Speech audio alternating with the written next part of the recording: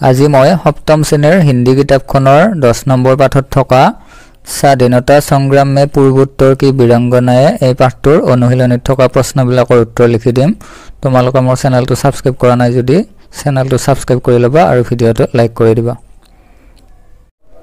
এতিয়া 1 নম্বৰৰ ক নম্বৰ প্ৰশ্নটো হ'ল স্বাধীনতা দিৱস কব মনায়া जाता है অৰ্থাৎ স্বাধীনতা দিৱস কেতিয়া পালন কৰা হয়।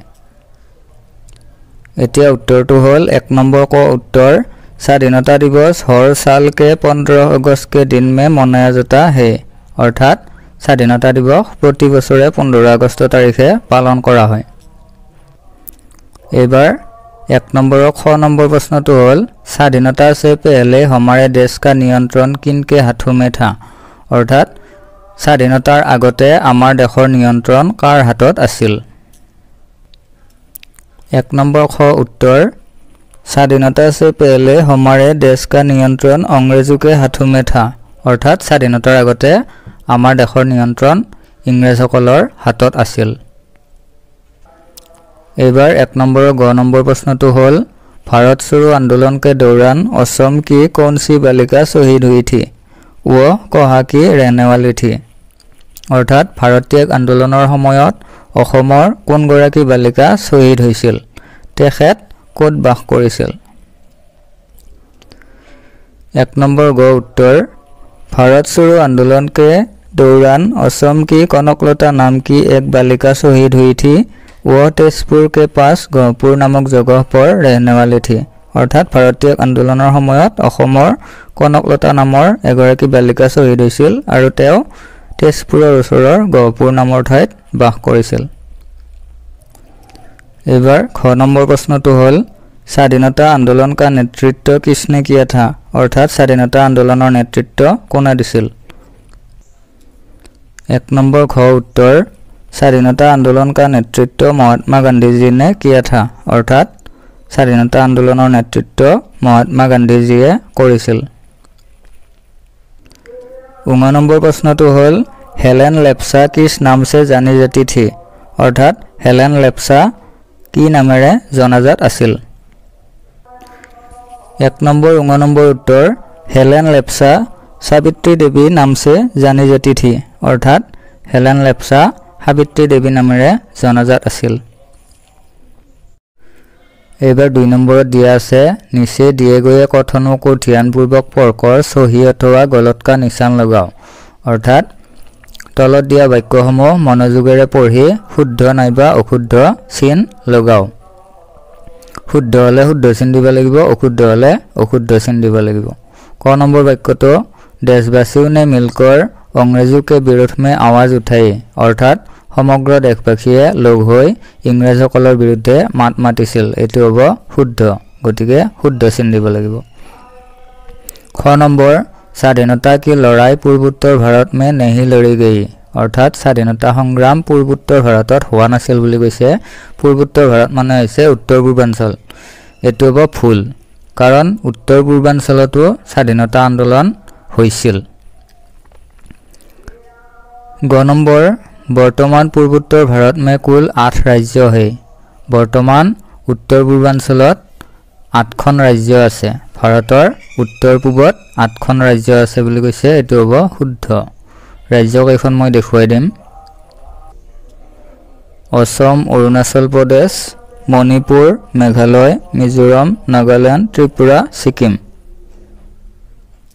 খ নম্বৰ रानी गाइडिंगलु असम की वीरांगना थी रानी गाइडिंगलु অসমৰ वीरांगना আছিল এটো হ'ব ভুল কাৰণ रानी गाइडिंगलु नागालैंडर वीरांगना আছিল।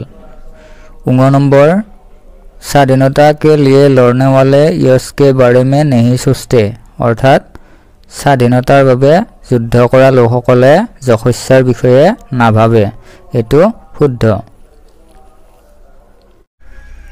एबार 3 नंबर क नंबर प्रश्नটো হ'ল दोपहर के विराम में कक्षा के भीतर किया चल रहा था अर्थात दुपरिया जिरणी সময়ত শ্ৰেণীকোঠাৰ ভিতৰত কি চলি আছিল এতিয়া উত্তৰটো হ'ব 3 নম্বৰ ক उत्तर दोपहर के विराम में कक्षा के भीतर तेजपुर जाने वाले और वहां न जा पाने वाले विद्यार्थियों में बातचीत चल रही थी। अर्थात दुपरिया जिरणी সময়ত শ্ৰেণীকোঠাৰ ভিতৰত তেজপুৰলৈ যোৱা আৰু তেজপুৰলৈ যাবলৈ নোপোৱা ছাত্ৰ-ছাত্ৰীসকলৰ মাজত আলোচনা চলি আছিল। এইবাৰ খ নম্বৰ প্ৰশ্নটো হ'ল असम की किन्हीं 5 वीरांगनाओं के नाम बताओ। अर्थात অসমৰ যিকোনো 5 গৰাকী বীৰাংগনাৰ নাম কোৱা।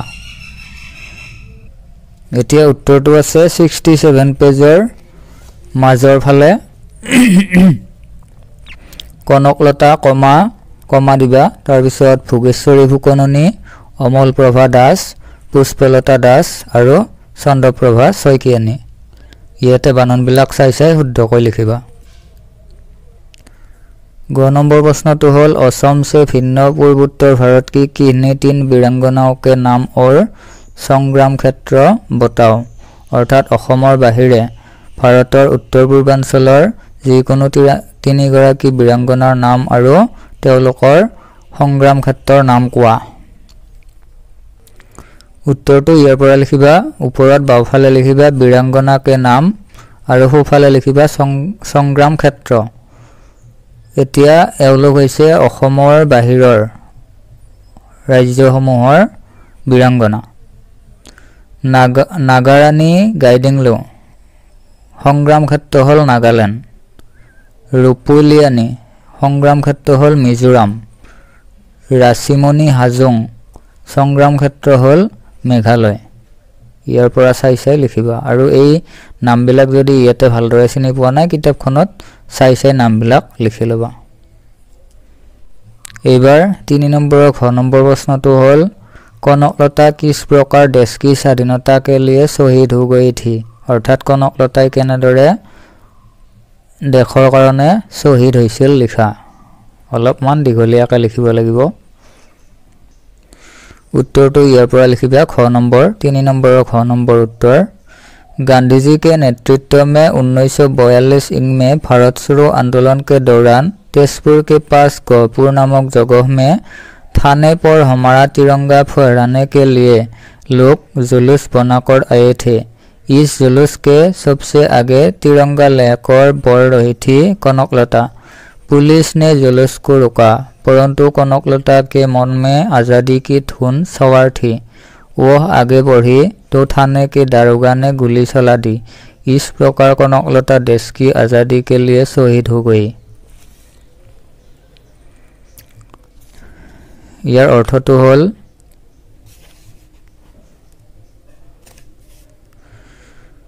গান্ধীজীৰ নেতৃত্বত 1942 চনত ভাৰতীয় আন্দোলনৰ সময়ত তেজপুৰৰ কাষৰ গহপুৰ নামে ঠাইৰ থানাত আমাৰ তিৰংগা উৰুৱাবলৈ মানুহে সমদল উলিয়াই আহিছিল। এই সমদলত সকলোৰে আগত তিৰংগা লৈ আছিল কনকলতা। পুলিচে সমদলটোক বাধা দিছিল কিন্তু কনকলতাৰ অন্তৰ স্বাধীনতাৰ ভাৱেৰে পৰিপূৰ্ণ হৈ আছিল। তেওঁ আগবাঢ়িছিল তেতিয়াই থানাৰ দাৰোগাজনে গুলি চলাই দিছিল। এইদৰে কনকলতা দেশৰ স্বাধীনতাৰ কাৰণে শহীদ হৈ গৈছিল। এইবাৰ 70 নম্বৰ পৃষ্ঠাত ওপৰৰ ফালে খ নম্বৰটো দিয়া আছে नीचे 2 भिन्न समयों में संगठित स्वतंत्रता आंदोलनों का उल्लेख किया गया है। इन दोनों आंदोलनों में नेतृत्व देने वाले 2 स्वतंत्रता सेनानियों के नाम लिखो। अर्थात तলত 2টা বিভিন্ন সময়ত সংগঠিত হোৱা স্বাধীনতা আন্দোলনৰ সময় উল্লেখ কৰা আছে। এই আন্দোলন দুটাৰ নেতৃত্ব দিয়া দুজন স্বাধীনতা সংগ্ৰামীৰ নাম লিখা বুলি কৈছে।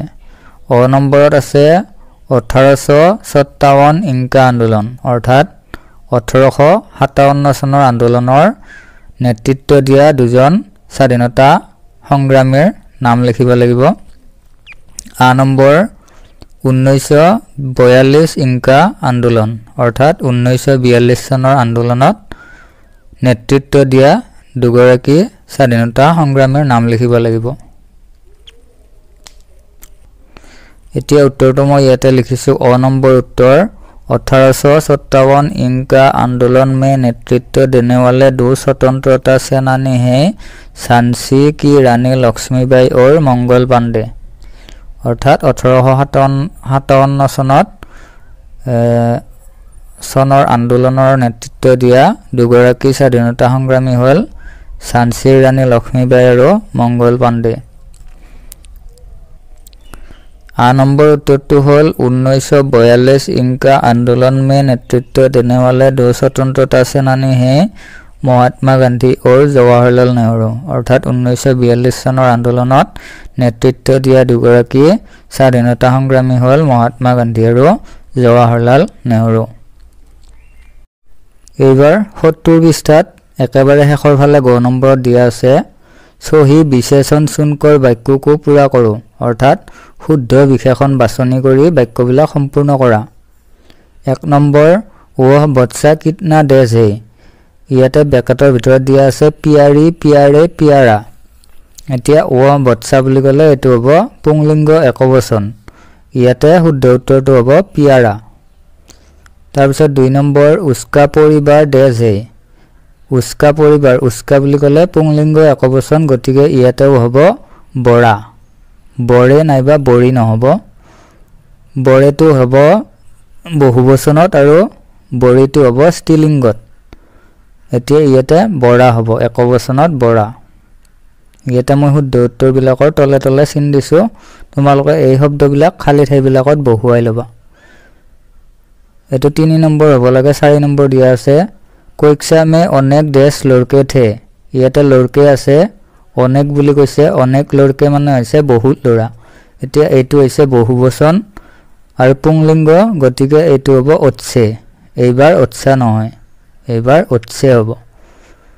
তাৰপিছত এইটো হ'ব 4 নম্বৰ, ইয়াতে ভুলকৈ দিয়া আছে 5 নম্বৰ কিছি কো দেশ নজৰ সে মত দেখো। এইটো হ'ব বুঢ়ী। বুঢ়ী নজৰ সে মত দেখো। এই শব্দকেইটা তোমালোকে খালী ঠাইত বহুৱাই ল'বা।